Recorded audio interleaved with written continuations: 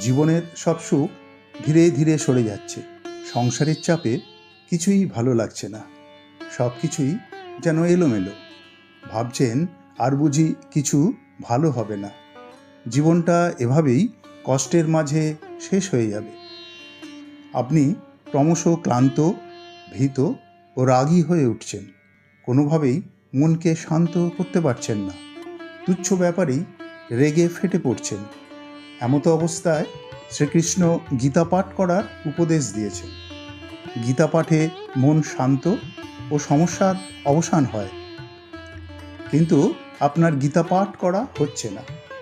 তাহলে আমার এই প্রতিবেদনটি আপনি মন দিয়ে বারবার দেখুন। সমস্ত কষ্ট, রাগ, ভয় দূর হয়ে গেছে, বুঝতেও পারবেন না। অর্জুনও যখন দেখেন তার বিরুদ্ধে যুদ্ধে পিতামহ ভীষ্ম, শিক্ষাগুরু দ্রোণাচার্য ও সকল বন্ধুবান্ধব অংশগ্রহণ করেছেন, তখন তিনিও স্তম্ভিত, অবসাদগ্রস্ত, ভীত ও আশ্চর্য হয়েছিলেন। কিন্তু শ্রীকৃষ্ণের উপদেশ শ্রবণ করে তার সমস্ত সংশয় দূর হয় ও পুনরায় তিনি যুদ্ধে অবতীর্ণ হন। শ্রীকৃষ্ণ বারবার সফল হওয়ার কথা বলেছেন। সফল হওয়া মানে কেবল জীবনে প্রতিষ্ঠিত হওয়া নয়।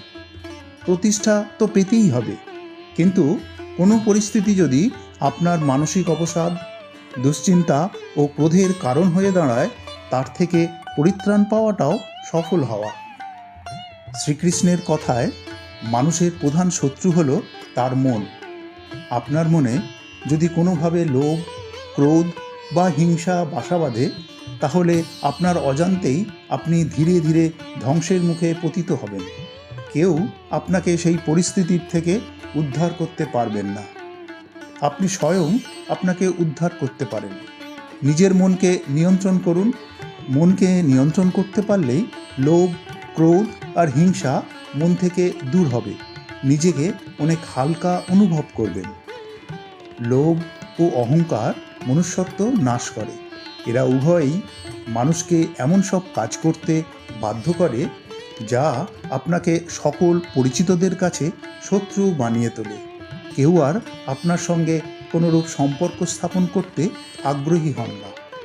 মন থেকে অহংকার ও লোভ বর্জন করুন। মনের গভীরে এই অহংকার ও লোভ এতটাই বৃদ্ধি পেতে থাকে, তাতে আপনার প্রাণহানির আশঙ্কা দেখা দেয়। সকলের সঙ্গে সুসম্পর্ক গড়ে তুলুন। দেখবেন আপনার সকল অবসাদ, রাগ, ভয়, দুশ্চিন্তা সব দূর হয়ে গেছে। ক্রোধ বুদ্ধি গ্রাস করে, ফলে আপনি বুদ্ধিহীন হয়ে পড়বেন। আপনার ক্রোধের কারণে সকল স্বজন, পাড়া প্রতিবেশী সবাই একটা দূরত্ব তৈরি করবেন।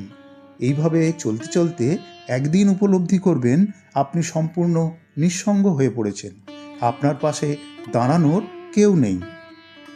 চিন্তা, এক চিন্তা শেষ হয় তো অন্য আর এক চিন্তা মনে উদয় হয়। মানুষের চিন্তার শেষ নেই। শ্রীকৃষ্ণ বলেছেন, সমস্ত অমূলক চিন্তা মন থেকে দূরে রাখুন। অপ্রয়োজনীয় ও খারাপ চিন্তা মনকে এমনভাবে গ্রাস করে যে তার থেকে পরিত্রাণ পাওয়া দুষ্কর হয়ে ওঠে। চিন্তা কখনো কোনো সমস্যার সমাধান করে না। সেই সঙ্গে চিন্তায় চিন্তায় আপনার আয়ু ক্রমশ কমতে থাকে। নিজেকে সর্বদা কাজের মধ্যে ব্যস্ত রাখুন, কর্মে মনোনিবেশ করুন।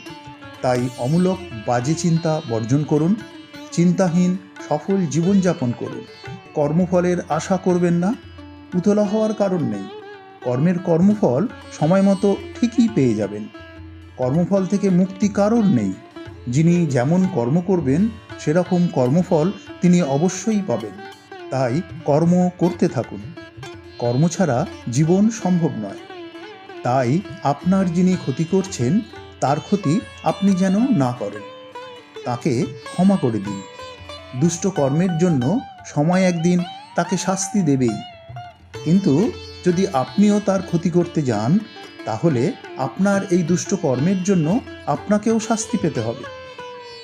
কঠোর পরিশ্রম ও অধ্যবসায়ের কোনো বিকল্প নেই। কঠোর পরিশ্রমে সফলতা আর অধ্যবসায়ে জ্ঞানের পরিধির বিস্তার ঘটে। আপনাকে বিনম্র ও অমায়িক করে তোলে।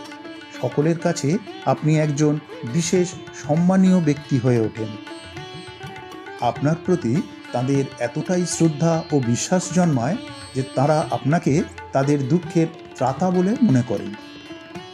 যেমনভাবে জ্বালানি কাঠ আগুনে পুড়ে ছাই হয়, ঠিক সেভাবেই জ্ঞানের আলো আমাদের আত্ম অহংকারকে নাশ করে এবং এক নির্মল আনন্দদায়ক জীবন দান করে। জ্ঞান আমাদের মনের আত্ম অহংকারকে সরিয়ে দেয়। জীবনে চলার পথে প্রত্যেককেই পদে পদে প্রতিকূলতার সম্মুখীন হতে হয়। প্রতিকূলতার ভয়ে যারা পরাজয় স্বীকার করেন তারা জীবনে সফল হতে পারেন না। প্রতিকূলতার কারণে তার জীবন স্তব্ধ হয়ে যায়। তাই প্রতিকূলতায় বিচলিত হয়ে পড়বেন না। তাই মনকে শক্ত করুন। যিনি প্রতিকূল পরিস্থিতিতে পরাজয় স্বীকার করেন না, প্রতিকূল পরিস্থিতির সামনে দৃঢ়চিত্তে রুখে দাঁড়ান, তার জীবনে কোনো বাধাই বাধা হয়ে দাঁড়ায় না।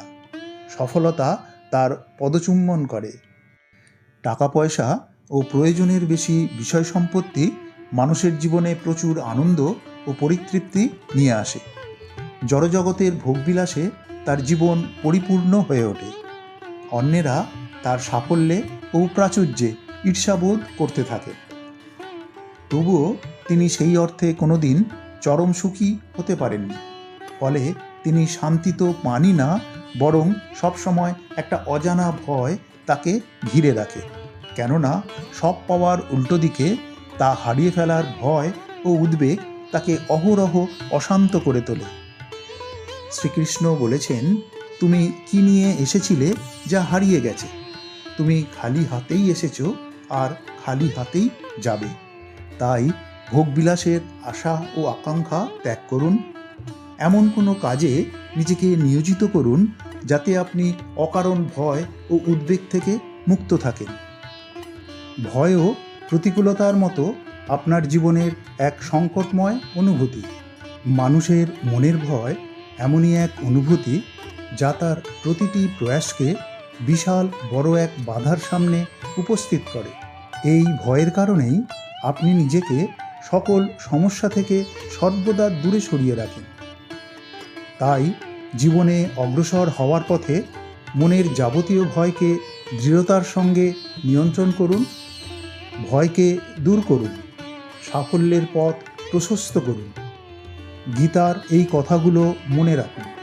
মনের সকল দ্বিধা দূর করুন। আপনার নিয়ন্ত্রিত মন আপনাকে সঠিক পথে চলতে সঠিক দিগদর্শন করবে। শ্রীকৃষ্ণ স্বয়ং বলেছেন, ধর্ম ও অধর্মের মধ্যে আমি সর্বদা ধর্মের পক্ষে অবস্থান করি। সর্বদা মনে রাখবেন, ঈশ্বর দিবারাত্র শয়নে জাগরণে সবসময় আপনার পাশে আছেন। কিন্তু আপনি তার প্রিয় কিনা সেটা আপনার ওপরেই নির্ভর করে। কেননা কর্মের মধ্য দিয়েই আমরা তার প্রিয় বা অপ্রিয় হয়ে উঠি। ওম असतो मा सत गमय तमसो मा ज्योतिर्गमय মৃত্যুর্মা অমৃতং গময়। অর্থাৎ অসত্য থেকে আমাকে সত্যে, অন্ধকার থেকে আমাকে আলোকে এবং মৃত্যু থেকে আমাকে অমৃতের দিকে নিয়ে যাও। প্রতিবেদনটি ভালো লাগলে লাইক, শেয়ার ও সাবস্ক্রাইব করার অনুরোধ রইল। রাধে রাধে। জয় শ্রীকৃষ্ণ।